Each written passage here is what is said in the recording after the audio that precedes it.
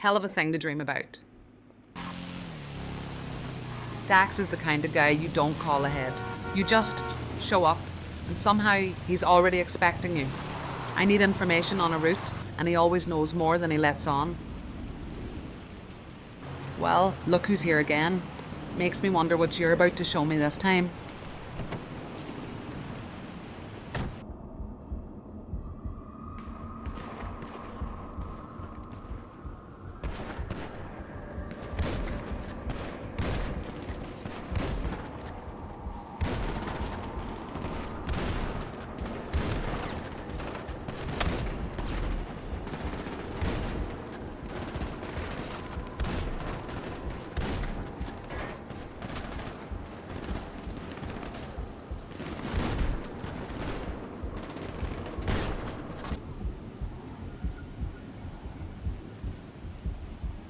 Now that was one hell of a trip. How the hell did you even end up down there? And what exactly am I supposed to do with this now? Still, good thing it's you and not me.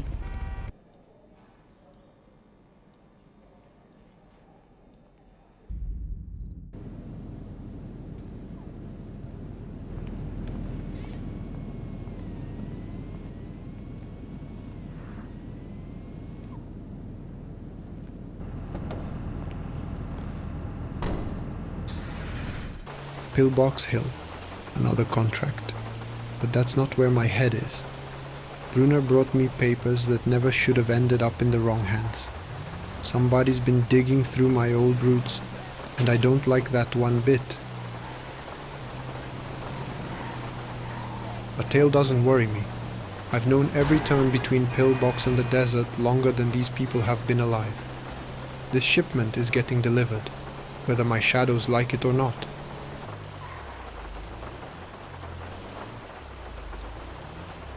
Tell your people not to drag their feet on payment. There were way too many curious eyes on the roads again today. La Puerta. Another place where strangers guard somebody else's property like it's worth bleeding for. I need the materials, and I have no intention of bargaining with people who've already put themselves between me and my work.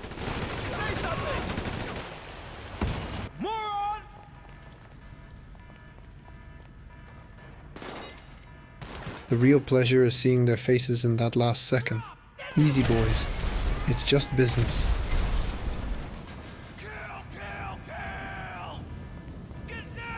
Sometimes information is worth more than weapons. Dax likes it when you bring him something interesting, and I just so happen to need a small favor in return.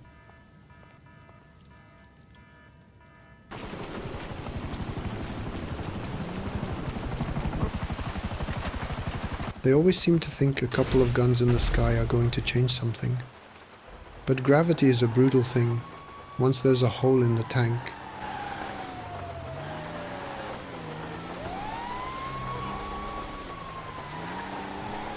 I've seen those colors before. They carry the same smell of damp earth as that woman at the graveyard, and I really don't like seeing them parked right here now. So let me get this straight.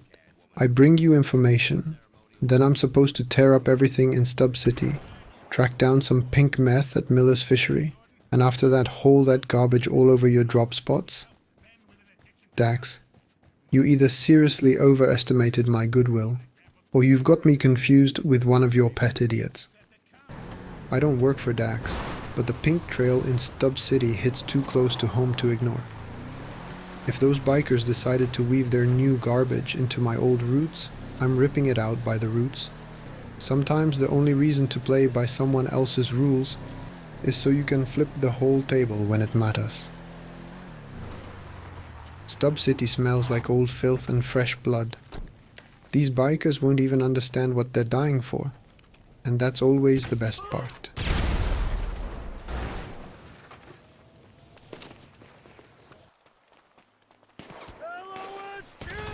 They built this trash like tomorrow was guaranteed. Rats always think their nest is a fortress until the first match gets lit. Every burned bike and every bullet-torn skull brings me closer to the source of this pink infection.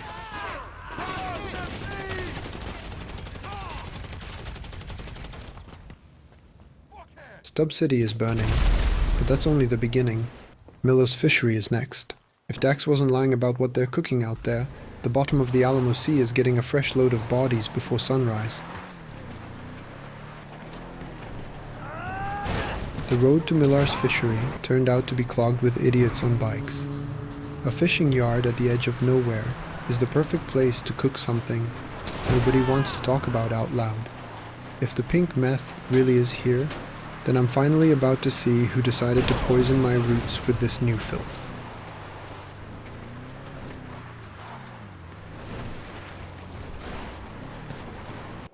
That smell hits hard. Chemicals, rot, and something way too sweet to be natural. The Lost always liked hiding their worst filth in holes no sane person would ever crawl into. Let's see what kind of pink garbage they're hiding in this darkness, and whether it feels a little too much like Cayo Perico. Fishermen, bikers, pink meth, and a plane sitting on the water. Somebody worked way too hard stitching together things that were never supposed to touch. And if that dodo really is part of the route, then this thread runs farther. A whole lot farther than this stinking dock. Fine. I'll land this bird somewhere nobody asks questions, move this garbage onto wheels, and hit Dax's drop spots one by one. And if that pink trail really runs along his route, then sooner or later, somebody's going to forget to hide something important.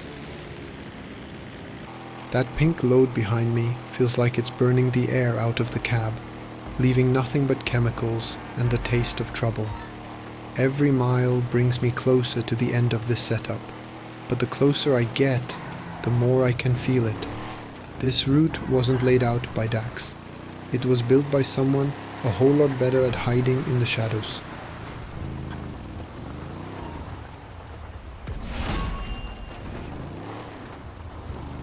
First drop is done, but peace is a luxury I gave up a long time ago. The second the sky starts screaming with turbines, you know what it means. Somebody really doesn't want this pink haze clearing out. Helicopters always show up when someone's nervous.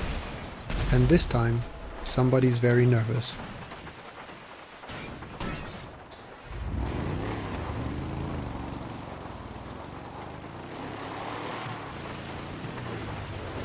Last stop.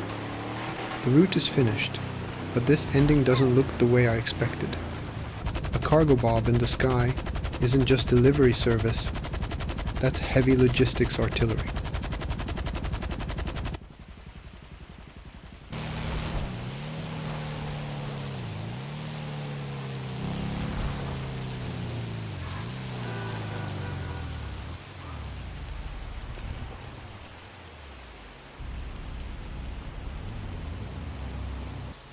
In this city, you're either the hunter, the prey, or a delivery girl hauling hot pepperoni.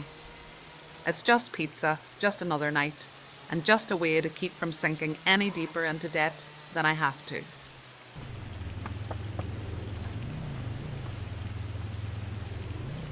Every door in this city opens a little differently.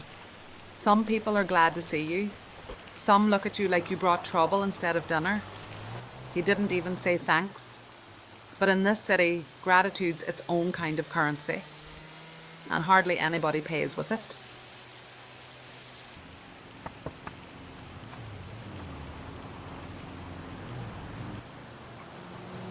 Los Santos never sleeps. It just never stops wanting to feed. And while I'm hauling these cardboard boxes around, I don't feel like a delivery girl. I feel like a ghost slipping through other people's lives, leaving behind nothing but the smell of oregano and exhaust. This city chews you up slow, one bite at a time, until all that's left of you is an empty box on the side of the road. Shift's over, and the smell of cheap pepperoni is finally fading out. Next stop is Gardner Wallace's salvage yard. After everything today, I could really use something honest in front of me, even if it's just scrap metal.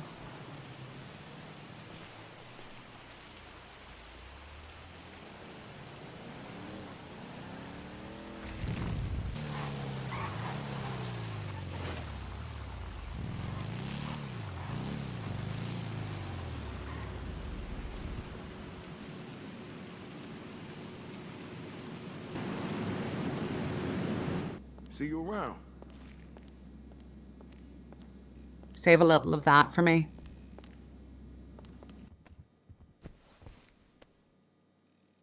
I had this dream where Gardner split in two and one of him started taking out the other. Complete insanity. Then I woke up and started thinking, what if it wasn't a dream at all?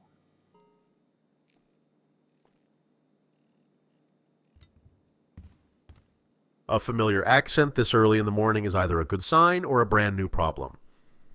Since you're already here, how about helping me get something lined up with that submarine job?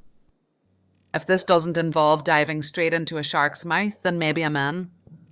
But as for that Granger, don't bother guessing. Go see Dax and look for yourself. So you're helping. Good. I need this clean, no surprises. I've had more than enough of those already. And about that Granger, the way you're talking, it sounds like I'll be sleeping even worse after that trip. Trust me, after Dax, sleep won't be your problem. You'll be wondering whether you even remember yesterday, right? I didn't pull that Granger out of thin air, but you're better off seeing it once than hearing me explain it 10 times. Dax. That tweaker pulls trouble in like a magnet pulls rust. Fine. First, you help me get this setup ready. Then, apparently, I'm going to take a look at one more problem that somehow already knows my name. Grand Senora Desert. Body armor for the guards on that submarine. Gardner wants the shipment gone before it gets there. Fine by me. I'll be the desert storm that leaves them standing around in their underwear. Without that ceramic armor, these guys are just targets waiting to get punched full of holes.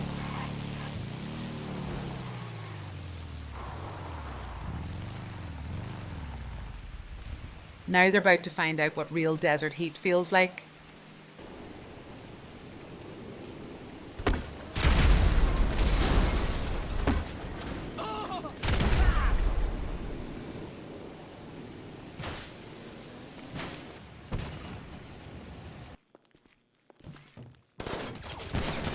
A little chaos, a little fire, and not a single chance for the ones who thought they were going to stop me in time.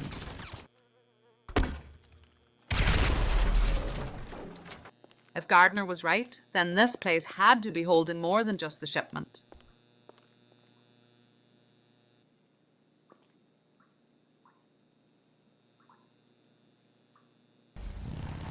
The warehouse is dealt with, but that's not the end of it. The body armor's already on the move, which means I'm about to turn this into a race that ends in the afterlife. Coming off a side road, straight onto their tail is like getting the last word in an argument. They won't even have time to blink.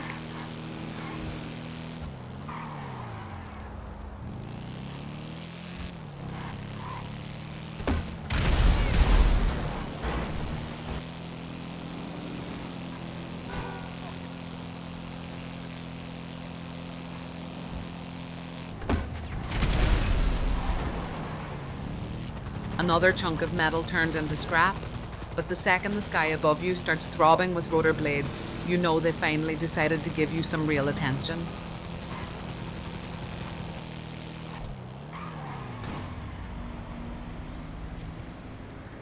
A bridge is the best cover from people who are used to looking down on everyone. One shot, and the sky's clean again.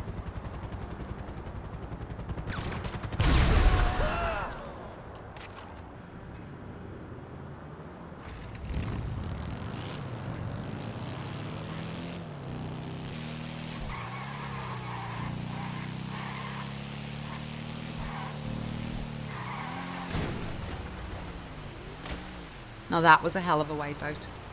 Hurts like hell, but lesson learned. Gardner sent me the address. Says there's a bag there with the stuff he needs.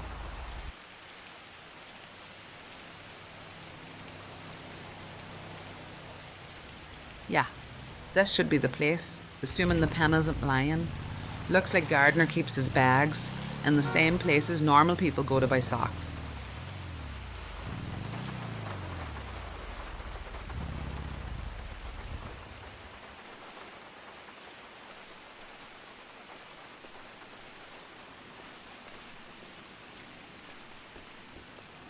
There's a bag here for me.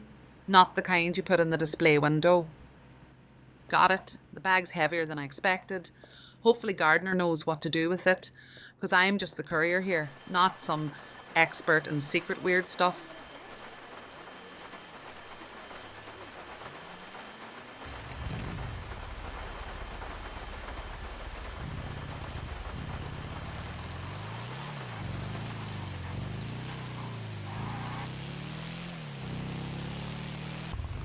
Ruby brought what I needed.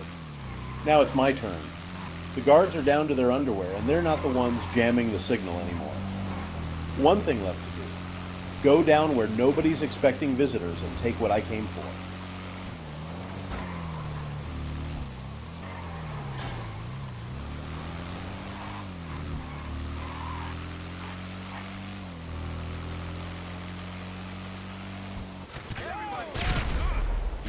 Security only shows up where something is actually worth protecting. That's all the confirmation I need that I'm in the right place. So forgive me, gentlemen, but your body armor is out in the desert today, and you're nothing but an obstacle.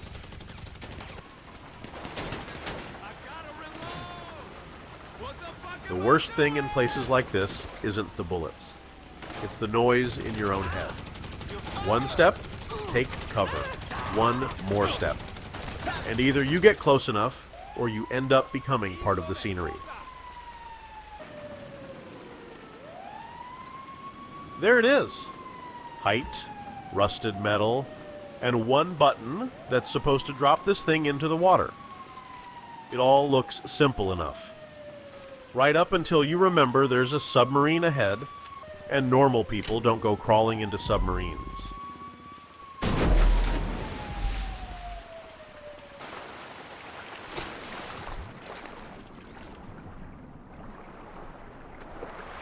No turning back now. All that's left is to find that damn submarine before it finds me.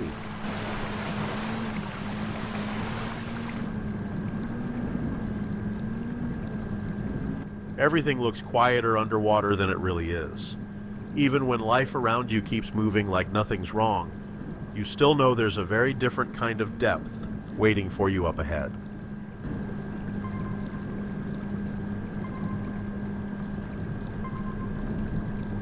There it is.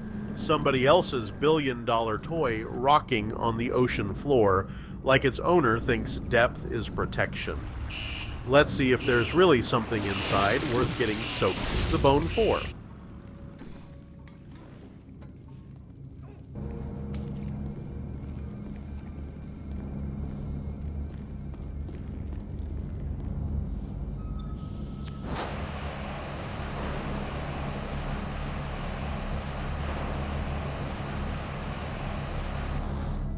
First things first. The navigation systems have to go. Sonar, surfacing, torpedoes, diving.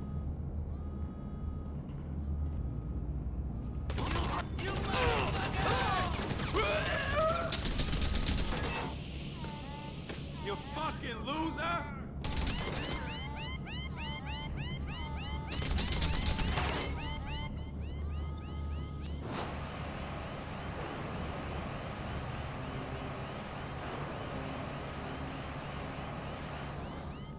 The deeper you get inside, the less this feels like theft, and the more it feels like breaking into somebody's very expensive paranoia. The head of security never carries just a gun. He carries the keys to everyone else's panic. First, I take the submarine control codes off him, and then this steel coffin starts answering to me instead of its owner.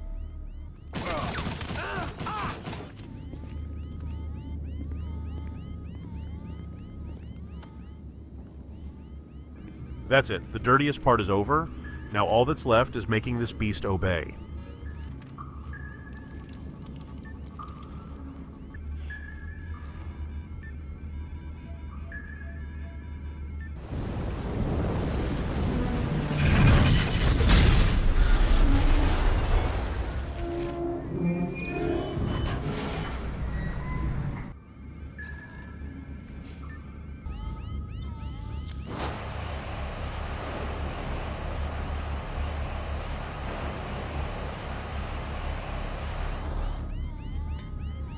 I already ran the submarine up onto the beach, but this still isn't the end. Time to get out of this tin can before it turns into my coffin.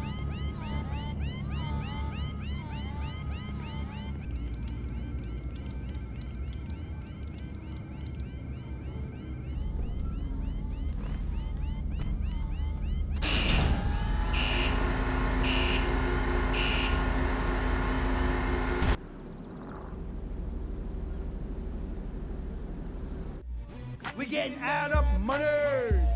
We getting out of money. Of course, of course, of course. Down the hatch. It's good shit, huh? Come on. Nice. Oh, yes, the tequila. Yes. I'll go back to Liberty, and either this magnificent beast will follow shortly after, or you'll send me an even better one. Well, there you are, you stolen little treasure. Ruby told me I'd see it for myself. Guess she was right. Whoever brought you here, thanks for not dropping you off in pieces.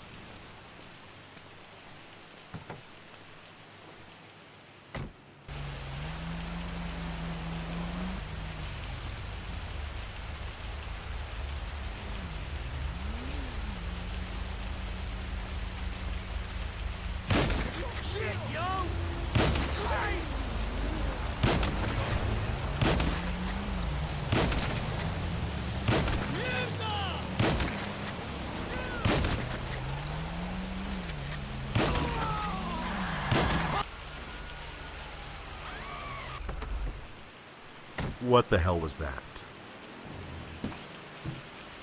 Hey. Listen, that Granger out there, who brought it in, and did either of you even look inside? Hey, I am not an hallucination. Did you see who got out of that Granger? And please, don't tell me it was me. Dax, I just saw myself in that Granger. You people got anything you want to explain to me?